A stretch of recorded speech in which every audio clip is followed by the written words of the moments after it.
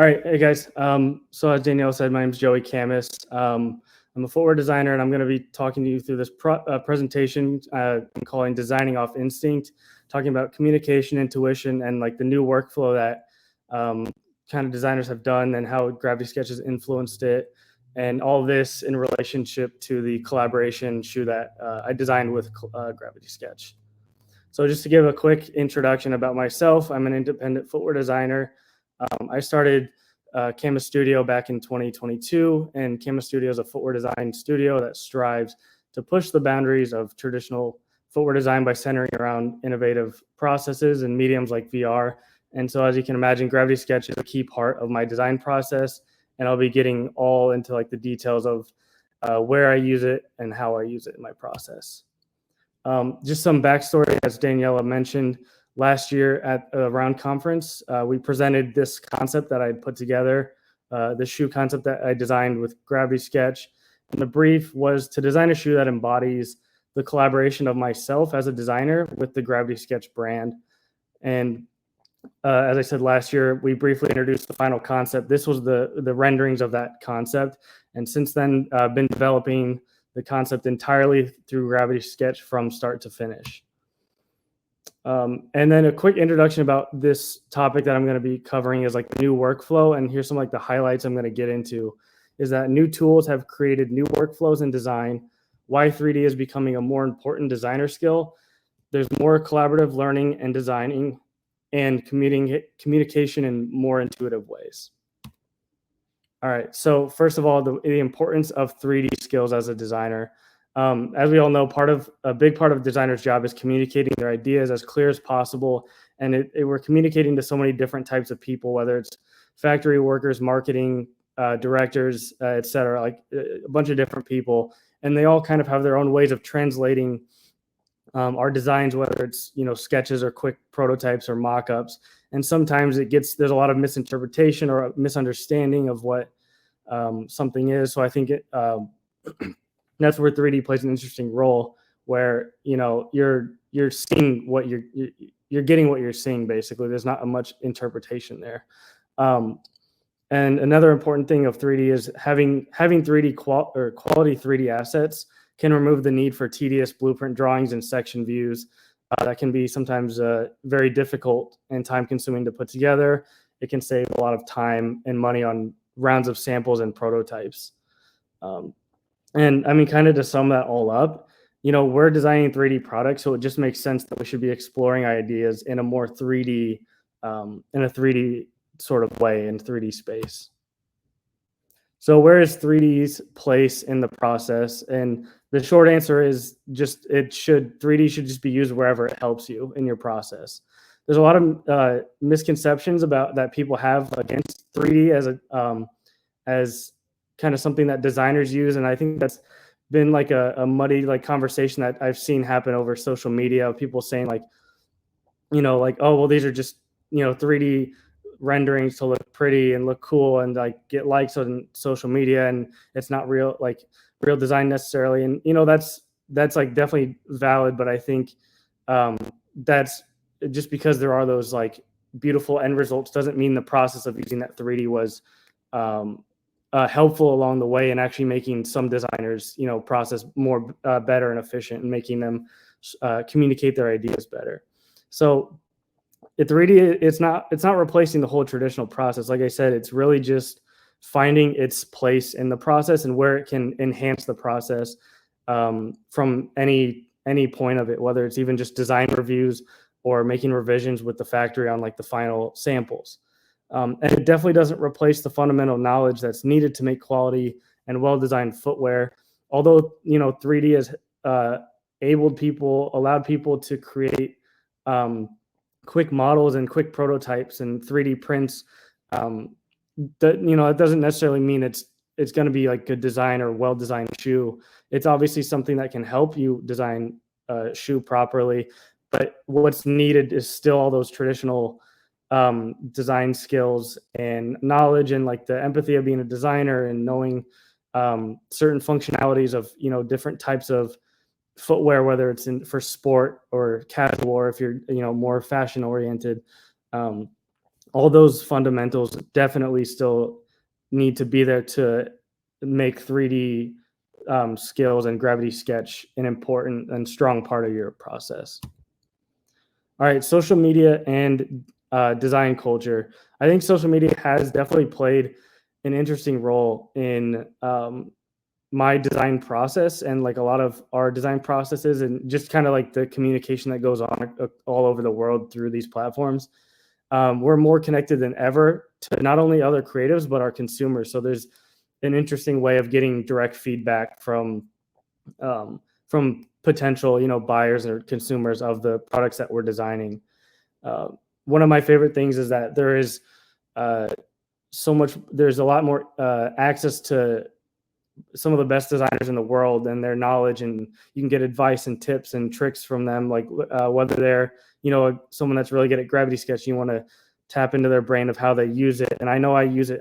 I see people using gravity sketch in ways I would have never imagined or thought to do, and it's cool to be able to share all these ideas and kind of push everyone at this back and forth at the same time.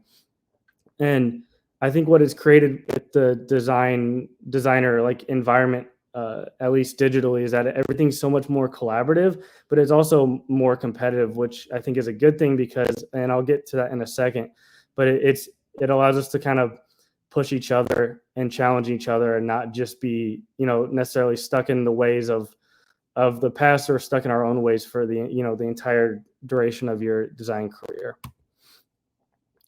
Footwear design accessibility. So there's another interesting thing in the design workflow is that there's more accessibility to all the tools that are needed to bring your ideas to life, and whether it's just a prototype or actually going to market, all those it's kind of possible for anyone to do with free and cheap design tools such as like Gravity Sketch and Blender. And then like the manufacturing innovations with 3D printing, specifically Zellerfeld, that I've used and brought multiple shoes out to the market with very low, if any, cost of entry, which is something that many designers know is like the biggest struggle of probably starting a brand or being an independent footwear design brand, because there's just so much financial upfront cost that is needed to even get things going, just to open up molds. And then lastly, the other thing that kind of ties all these things in of accessibility together is social media and YouTube, just because there's a lot of free knowledge that's being given out there, even if it's just quick clips of like process and or talking about the like how you designed a shoe or why you designed a shoe, and designers just sharing all their processes and knowledge. It's kind of created a library of like information that all these things come together of creating your ideas, knowing how to create your ideas, and also bringing them to market in a super accessible way. And what more accessibility has led to is more ideas and the idea of challenging the norm. And there's so many more new and fresh ideas being brought to the table every single day. And with that, there's anyone can bring their ideas now and post them and share them out there and create them. And some of them might not be the best ideas or good, but oftentimes it still allows those gates to open for all the ideas to come through, and the best designs and the most interesting designs or innovative designs will always kind of rise to the top. And I think what all this new like workflow has also kind of brought is more polarizing designs. I threw a bunch of images over here on the side that kind of highlight different sections of this page, but Safa Sahin's Balmain shoe specifically, I think that was one of those where I'd always seen his crazy concept 3D like rendered concepts on Instagram or Pinterest, and it seems like he really, because he was able to probably work in different ways or come from a different perspective, he was able to bring those ideas to life in a way that he didn't have to like sacrifice on the personality of the shoe and the craziness of like the shapes and forms. And then lastly, I just want to mention how I think all of this again coming together is giving us like a break from the monotonous cycle of sneaker bringbacks and and a lot of shoes just being kind of repeated over and over again since, from 30, 40 years ago, even. Not to say that, there's probably a reason for that. They're well designed, they're timeless, things, but I think there's also room for so much more newness to kind of push that. And yeah, so I put up, Jose shoe, Kitty shoe, because they're interesting, completely like new ideas that look different from anything we've seen. And then I threw in Finn's shoe up here as well, because I think it highlighted an important moment of all this stuff coming together. He's a heavy user of Gravity Sketch as well. And when he put out that shoe with Zellerfeld, although it wasn't the first shoe with Zellerfeld following, Heron Preston and Kid Super, he was the first to kind of show that this moment of like democratization of footwear design and being able to put your product out there as a smaller, independent, like up and coming designer. So I threw that in there because I think that was like a really important moment in footwear design that all these things helped contribute to. All right, now I'm going to kind of talk about all those things in context to the Gravity Sketch and Khamis Studio collaboration that I mentioned at the beginning. And so, as I said, like the goal of this was to use use Gravity Sketch literally at every single phase of the design process, from the design, even before ideation, from getting the brief all the way to working with the factory to get a sample. So in the ideation phase, one of the first things we noticed was that having a design review in a 3D space in a collab room in Gravity Sketch, the sketch review became super immersive and interactive, as opposed to people sitting far away back from a design board and looking at drawings.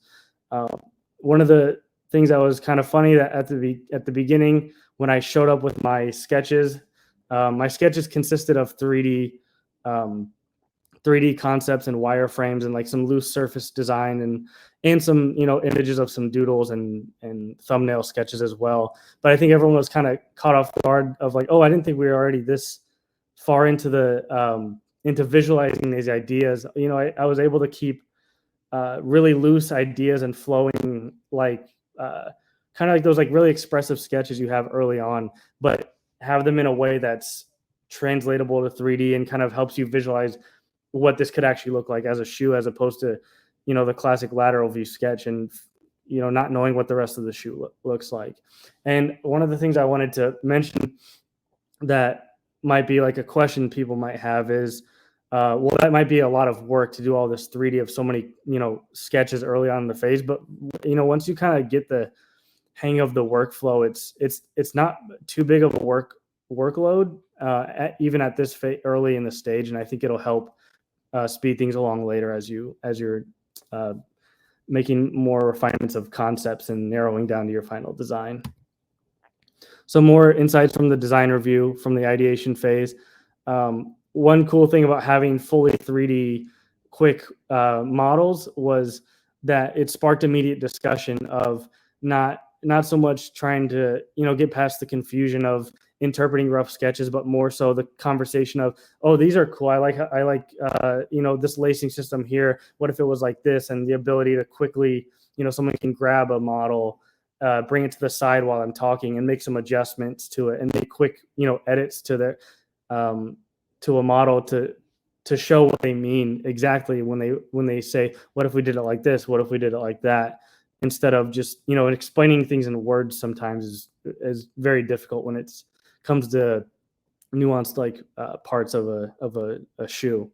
And then lastly, just the ability to make quick color, texture, and form explorations. Like I said, I noticed while I was like presenting my ideas, people were grabbing models out of thin air and like kind of duplicating it, but making their own versions or exploring how different colorways could highlight different parts cool, and just kind of overall being this super immersive, interactive design review experience. All right, intuition in the process. So intuition is one of my favorite, the intuitiveness of using Gravity Sketch is one of my favorite things, and why I use it in my footwear design process, because it allows for such a perfect balance of instinct and technical skills. It's allowing my creative side and my technical knowledge to kind of work in harmony together as one, instead of, as designers, we all, like I've said we often come to the table with these super expressive sketches, and then as soon as we hone in on a design or a direction, we really have to dial it back pretty heavily to make sure it's bring it into the tech pack and make sure it's for sure, like kind of playing it way too safe on making sure it's able to be made, it's functional, it works right. But I think there's a little too much dialing in sometimes, and a lot of the personality and newness of designs are they kind of get washed out because of that. Um, so what it's given me is like this feeling of not needing to hold back, and I'm able to test my ideas and forms quickly and expressively, and also like evaluating them as I'm doing that. So I can have this really expressive 3D model that maybe like, okay, I mean, it's not going to make it captures the idea, but it's not going to make sense to make it. So I can dial it in, but just a little bit and just enough to where I'm like, I can evaluate it like, okay, this is still going to work. This will be manufacturable. It makes sense. The construction works. I'm working it to the last as I need, and it's basically just allowing the amount of dialing it back to be more in the middle instead of so far to the safe side of things. Um, so, and that is kind of in context to my my thoughts on the traditional process, at least in my opinion, or the way that I work. It just kind of felt limiting to me. Working in the traditional way from the way I learned at a company. I disliked a lot of the processes just because it seemed like it was so much heavily done in 2D and Illustrator. And I know there's a lot of designers that have different processes, and there's still the ability to make mock-ups and patterns and sketching on a last and all that. But it just never made sense for me in the way that I worked. It wasn't efficient, at least the way that I got things done. And then another thing that felt limiting was that it always seemed like there was a short window of creativeness, and then it was all right. And let's bring this into the tech pack, and the designing still kind of happened in that space and within Illustrator, and that also there's obviously like a lot of designers that have figured out how to like master that and figured out how to make design really well and creatively in that sort of way. But it just, again, for me, it didn't click for me. But Illustrator and 2D plays now, I think, a more powerful role to me now, because it allows me to combine it with my 3D assets and create interesting textures and outsole patterns and displacement maps on my 3D models and other softwares like Substance Painter and Blender. Okay, so once we had the design, the first concept done and ready, it was time to hand it off to the factory. And this, we also wanted to, again, keep it all in Gravity Sketch and VR. So we handed off the tech pack, or at least the tech pack in a 3D space. It was a 3D file, something that was viewable in virtual reality or on the desktop. And I think the cool findings from this was that the factory loved it. They were able to see everything in one place, kind of organized and clean. They were able to see different models explaining different parts of it, like all the way on the right, just explaining texture maps on the tooling versus some internal structures on the inside, being able to show exploded views. And then also just having those 3D files there as exact references of what they need to make, as opposed to translating orthographic views. So live revisions. Another thing the factory was pleasantly surprised on was receiving the 3D assets, like I just said, because there was no translation. It saved a lot of time on being able to make revisions. And overall, there was less interpretation of design and there was more execution from them. It was something where we're able to get a quick prototype immediately because we're giving them exactly what we want, and there's not that time of them generating a 3D model based on that. So more on the live revisions. I think the interesting thing from this that we all the Gravity Sketch team and I talked about many times was the revision process felt like much more of a conversation than this, constant back and forth of sending documents and waiting for feedback and then sending it again, getting revisions, still needing to make more revisions, and that back and forth, and all that time and sampling that can build up over over that process. Revisions were able to be done directly on the model, so there was less room for misinterpretation again. As you can see, we kind of like redlined different curves and shapes and lines, but also the ability to make complex surfacing edits exactly how I want them to, because again, I'm working in 3D space. I'm modeling those revisions exactly how they want them, and it's with the low poly like OBJ file in Gravity Sketch, it's easy to make edits on control points, similar to how you would like in Illustrator.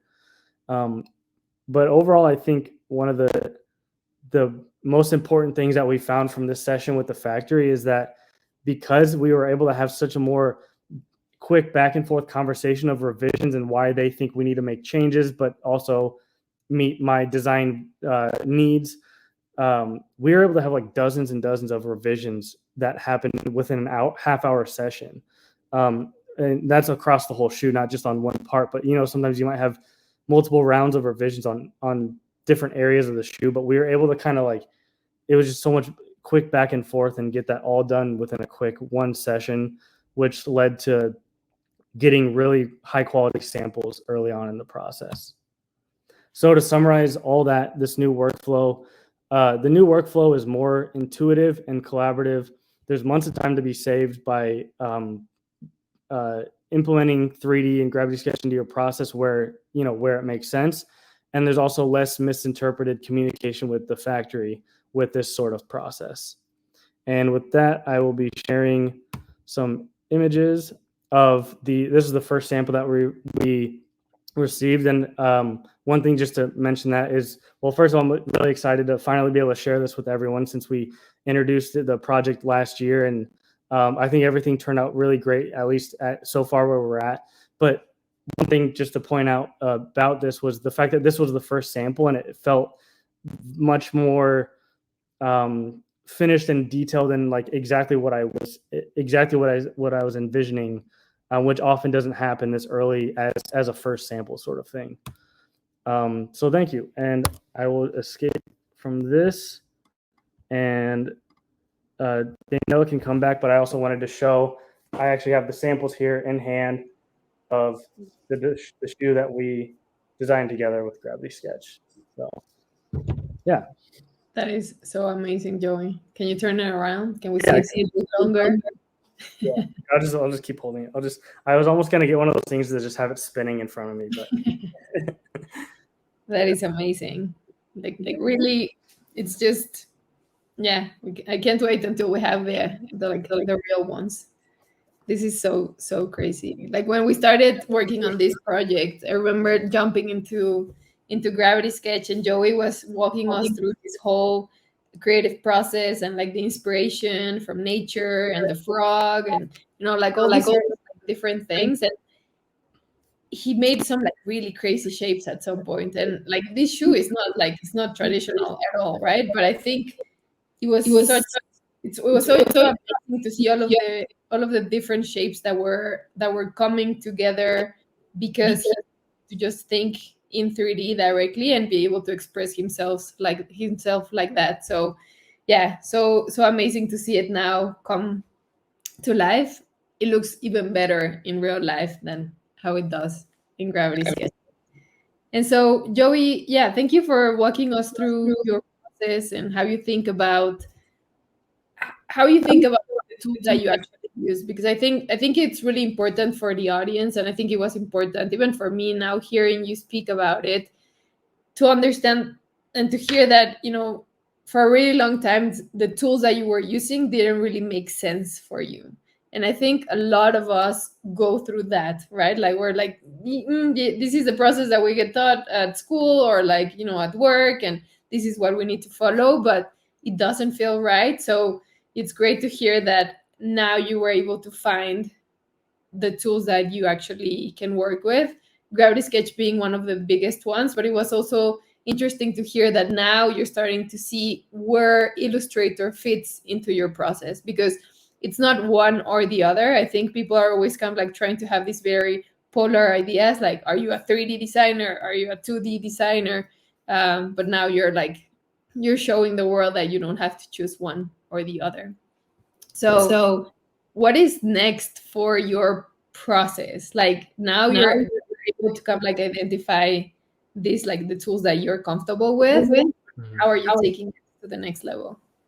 Yeah, I mean, I think the cool thing about this project was, like I mentioned, it was because we were using Gravity Sketch at every single phase. I now have like insight to like where I can potentially use it at each part of the process, and I think it's just like honing in where exactly I want to use it in the process, and like making the most efficient way to use it. I've already tried it with clients here and there on like if there was like shoes that had really kind of actually like abstract like construction methods of like really conceptual stuff, but to be able to like communicate that to them, and not only that, the fact like even the factory is like you're designing the shoe wrong, that's not how this works, and they're giving improper, or they're giving what they think it should be, when we're like, no, this is exactly what it should be. But being able to use Gravity Sketch at that phase of it, when we're able to show them a 3D thing instead of a drawing, that's like this is exactly what we want, and there's no room for misinterpretation. So I think it's finding places like that in the process to throw it in there to make things more efficient, basically. Yeah, like basically making the communication just flow how it should be flowing from the very beginning.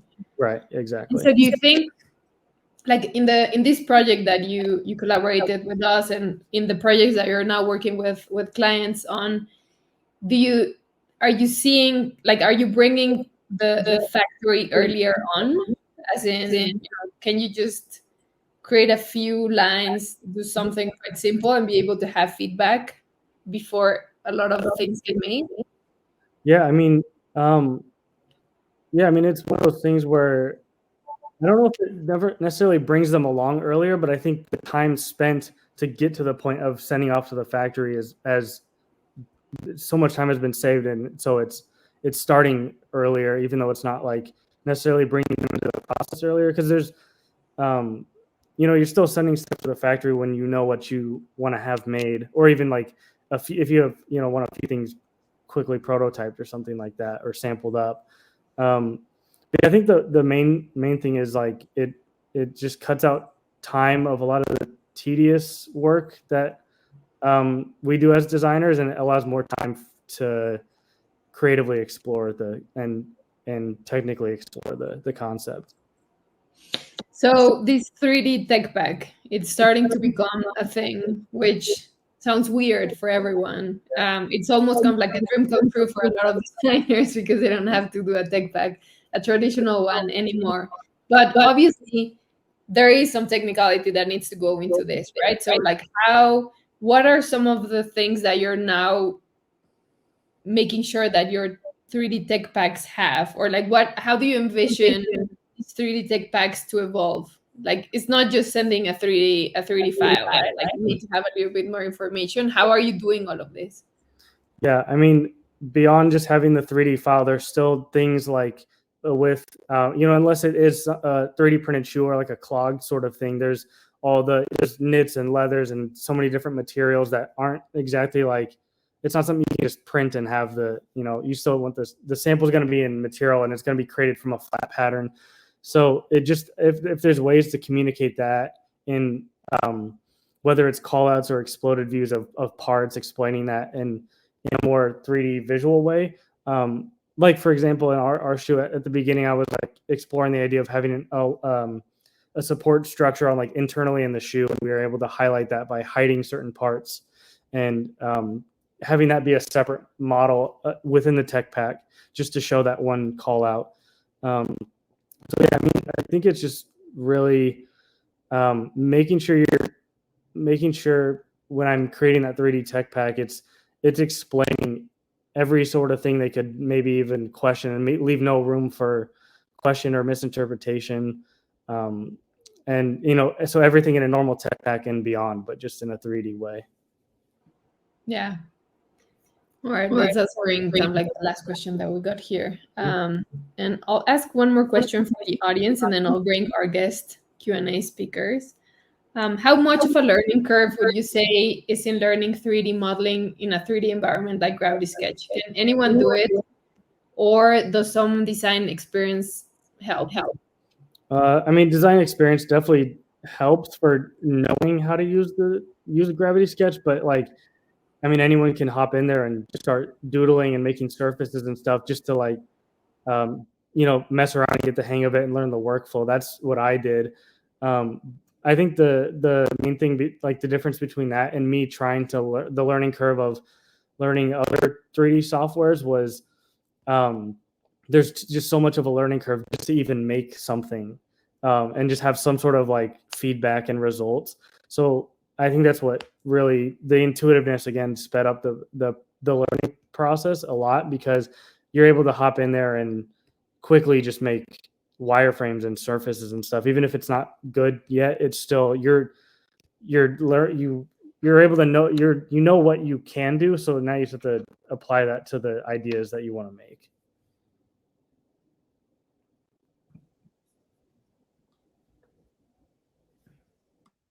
I'm sorry, I'm reading this question because it might be an interesting. So yeah, I'll read this one and then I'll bring the guest speakers. Do you think that with all the access to others' work on socials, it creates a trickle-down effect with more shoes looking similar due to the designers taking inspiration from other shoes as opposed to taking inspiration from automotive, architecture, etc.? Yeah, I mean, I definitely like that. Definitely happens, and you see it a lot, especially when now that so many people can, they want to come in and they're like, oh, I want to design a shoe like this person, and which is fine, but as long as they're just doing it for fun or even just learning how to sketch and they're kind of mimicking other designers. I think we all do that in ways, but I think the important thing it's so hard with trying to be on social media and be active on there, but also not be influenced by it all, because you're just constantly seeing so many shoes and designs that you like. You're just subconsciously gonna be like mimicking things that you like, even just like small details, not necessarily like stealing a whole design or anything like that. But yeah, I mean, I guess the if you want to like make sure you don't do that as a designer and be a good designer in that way, is to try to like either stay off of that sort of thing or try to filter what you're being influenced by and inspired by and getting out to see different things, or even changing your feed so it is more focused on architecture and car design and you're taking influences from that.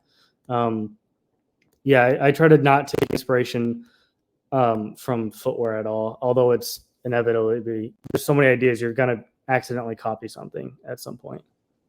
Yeah, but definitely with this project, you can tell there was so much inspiration from like so many other things. Doesn't look like anything we've seen before. All right, so I would love to welcome as guest speakers. I would love to welcome, and you've already seen them, designers at Adidas, Rainer and Thomas.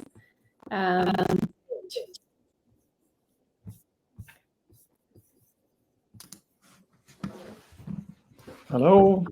Nice to meet you. Whoa. Hi again. Hey, yeah. Joey, great.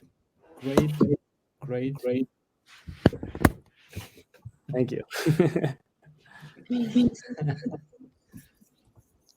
Welcome, guys. So yeah, over to you for some questions for Joey. I heard all I wanted to hear.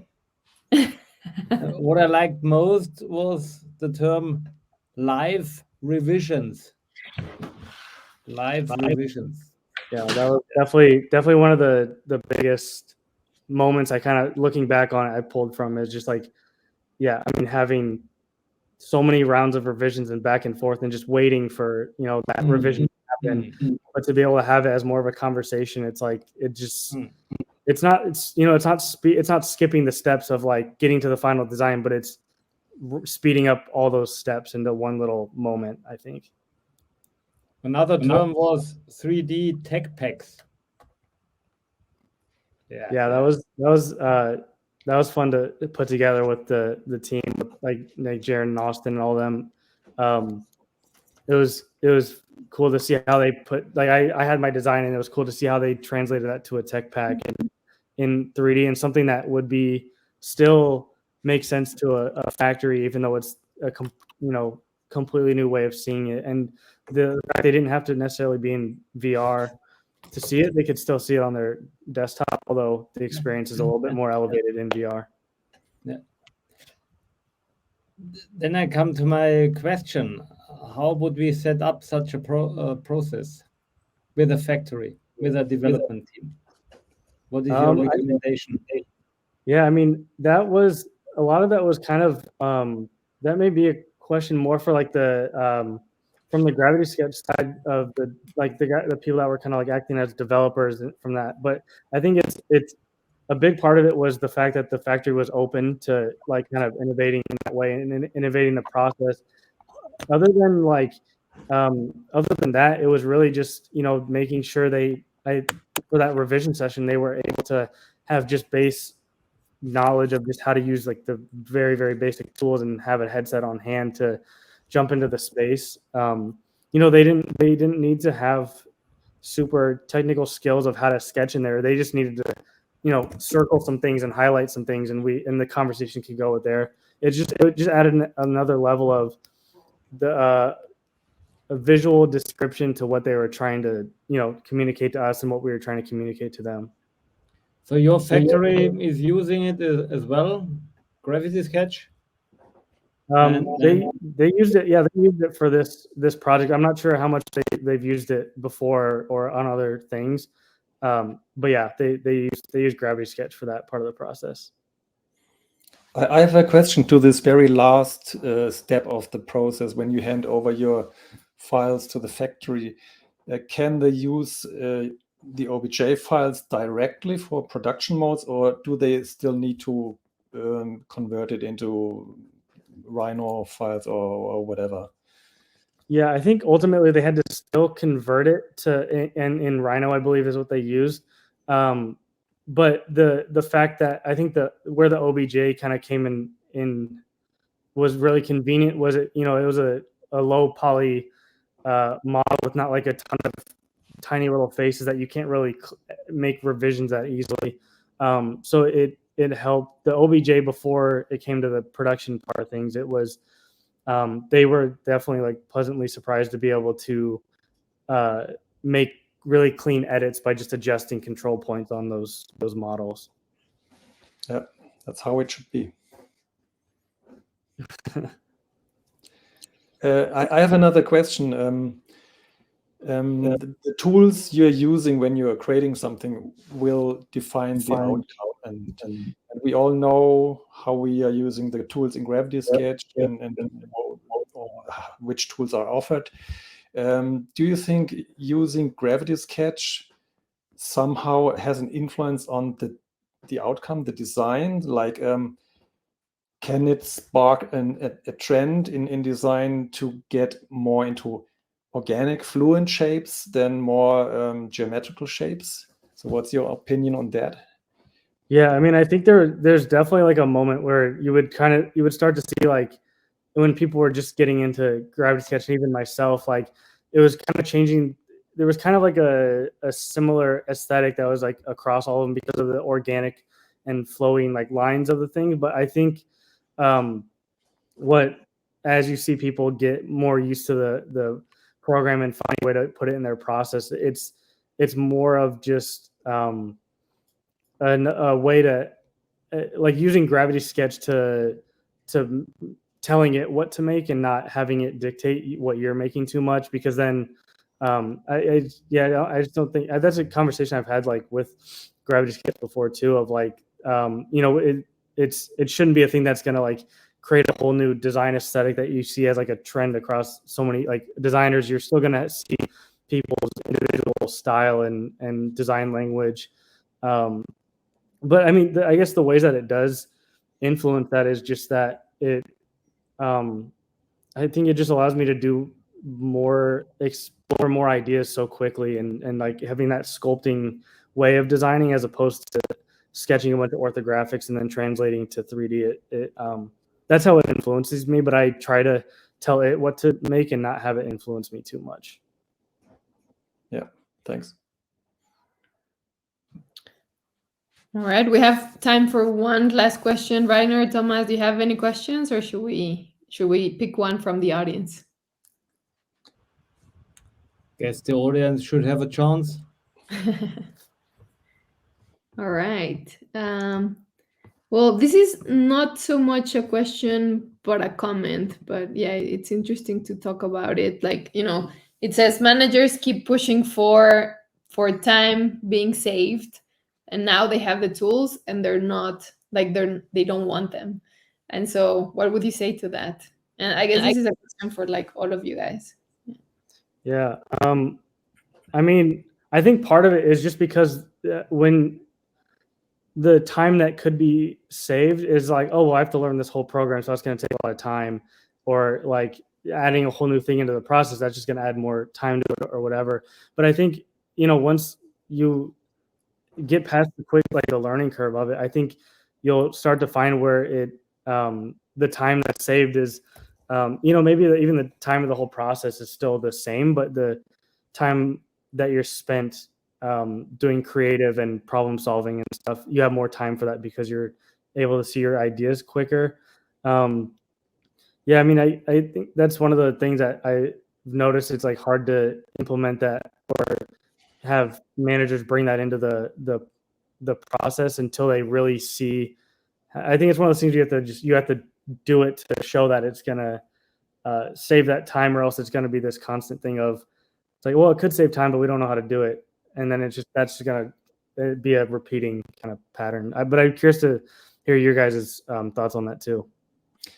Yeah, I think some of them maybe afraid that 3D in general is too complex for them, and so they hesitate to take this barrier.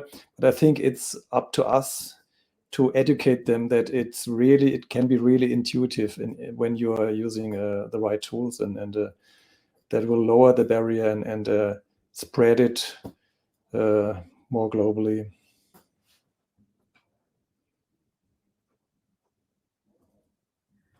You always have to learn something new in life. I'm so happy that I learned it, this gravity sketch thing. Makes my life easier now. It was tough in the beginning. Now I have an easier life, a more interesting workflow. It's like in sports, at the beginning, you are slow, you are weak, the back hurts, but you get out stronger. And a good manager will see the benefit.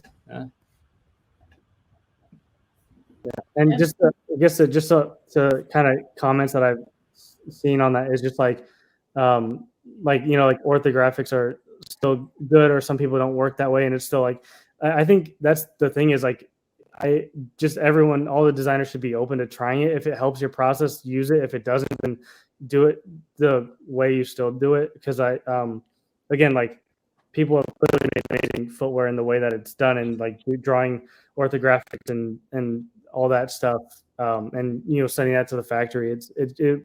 It's what works for them, but also I think at least just giving it a shot and seeing how it can help. Yeah, everybody should find their own way, right? Like, it's not one size fits all. All right. Well, Joey, thank you so much for walking us through this, through your process, through the process that you follow for the shoe that you collaborated with us on. Hopefully at some point we're going to be like showing the real shoe. Rainer, Thomas, thank you so much for joining us today for the Q&A. It's been fun. And yeah, thank you so much.